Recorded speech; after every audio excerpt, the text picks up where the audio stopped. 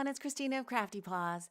This is a little cutie from the greeting farm from the Magical Kit stamp set, and I colored her up a few days ago. If you've been watching my Copic coloring hair series, you would recognize her. And I was taking a look at her, and I just thought I could add a little more interest to her hair coloring.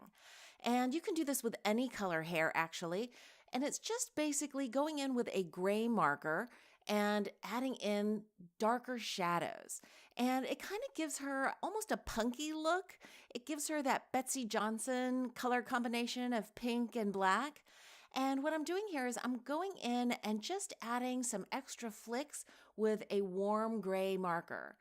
This is a W7, and I'm doing that because I just thought the RV colors by themselves were looking a little bit flat to me as compared to some of the other little fairies that I've been coloring up lately.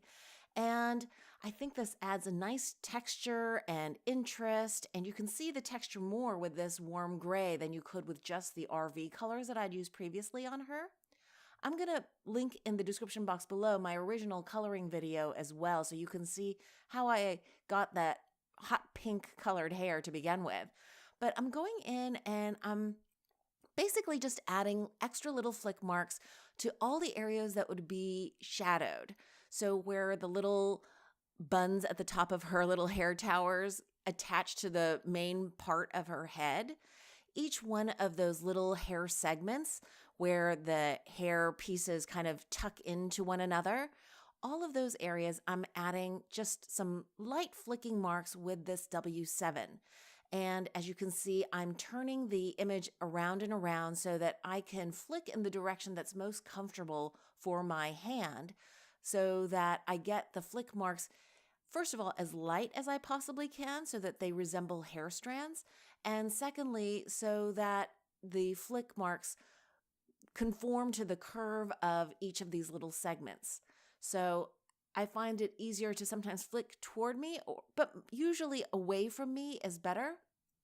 I probably should have also put a piece of paper under her because I'm getting a couple of little dots on my cutting mat that I'm coloring on top of, but it's not that big a deal, and I'll just go back and wipe it down with an alcohol swab. But I think this warm gray adds so much to the coloring of her hair. And I wanted to just share this with you guys so that if you decide that you want a girl with blue hair or pink hair or any other brightly colored hair, but it turns out looking a little bit flat, you can turn to your gray markers, whether it's a C for kind of cooler colors or a W for warmer colors, or if you don't have either of those, any of the N grays, the neutral grays, would work too. I'm using a W7 here, and I think at some point I switched to a W9 just to go in and add just a teeny bit more contrast, and I think that that adds so much to this image. I think both ways are perfectly cute, and there's no right or wrong to this, but I just wanted to show you guys how to kind of stretch your colors also. If you have just a few grays, it can really make a difference. I hope you enjoyed this process video. If you did, please give it a thumbs up. I really appreciate you guys watching and commenting.